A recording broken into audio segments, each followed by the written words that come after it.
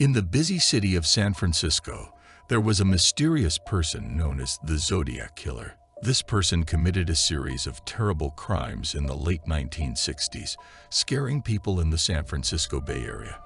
However, no one has been able to figure out who the Zodiac Killer was, and the case is still a big mystery.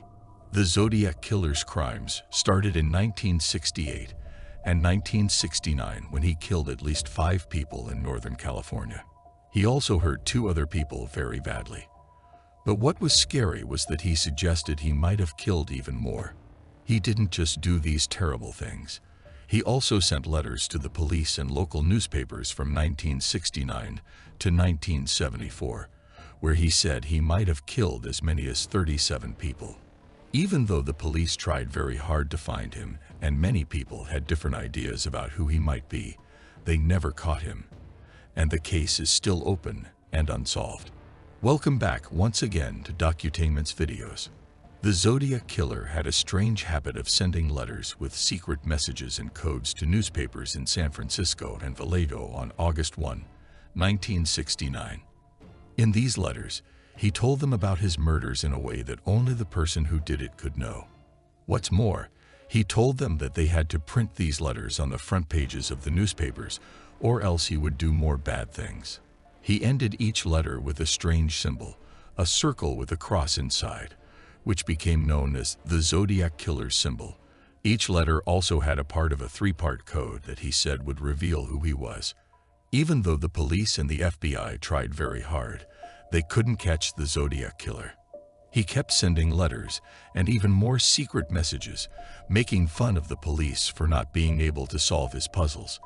It was like a game of hide and seek that had everyone very worried.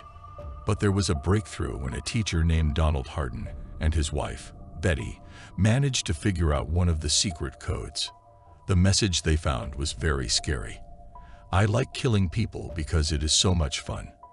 It is more fun than killing wild animals in the forest, because people are the most dangerous animals of all." The Zodiac Killer kept causing fear and confusion when he murdered a taxi driver named Paul Stine in 1969. He sent another letter to the San Francisco Chronicle, saying he did it, and even sent a piece of the taxi driver's bloody shirt. At the end of the letter, he talked about wanting to shoot the tires of a school bus and hurt the children when they got out.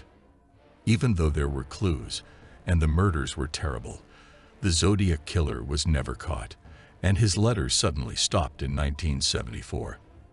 The case is still a mystery. The Zodiac Killer's victims were innocent people who became victims of his terrible actions. The first known incident happened in December 1968, when 17-year-old David Faraday and his 16-year-old girlfriend, Betty Lou Jensen, was killed near Vallejo, California. The police couldn't figure out why it happened or who did it.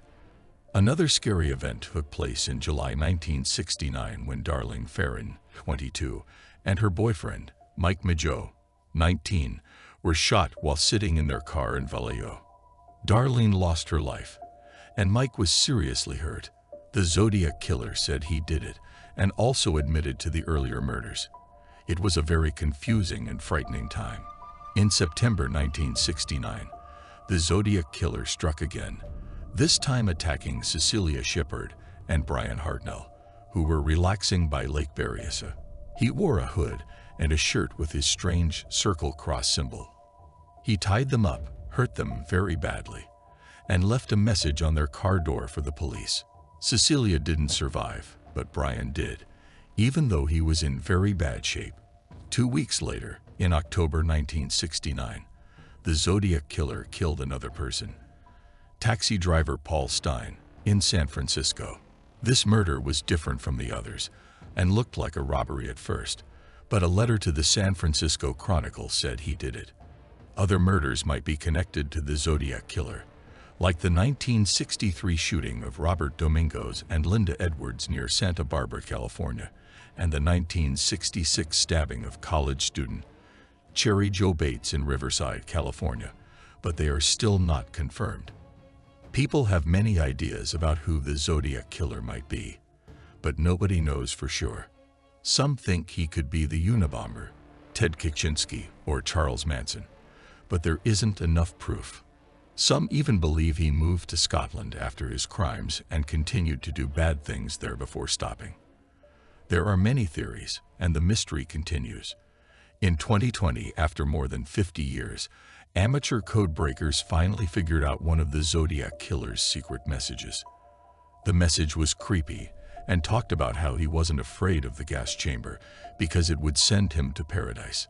He said he had enough people to work for him in paradise, while others had nothing when they got there. So they were afraid of death. In 2021, a group called the Case Breakers said they had identified the Zodiac Killer as a man named Gary Francis Post, who had died in 2018. They used DNA evidence and other clues, but the police didn't confirm it. In 2022, author Jarrett Kobek wrote a book where he said a man named Paul Dore, who passed away in 2007, could be the Zodiac Killer.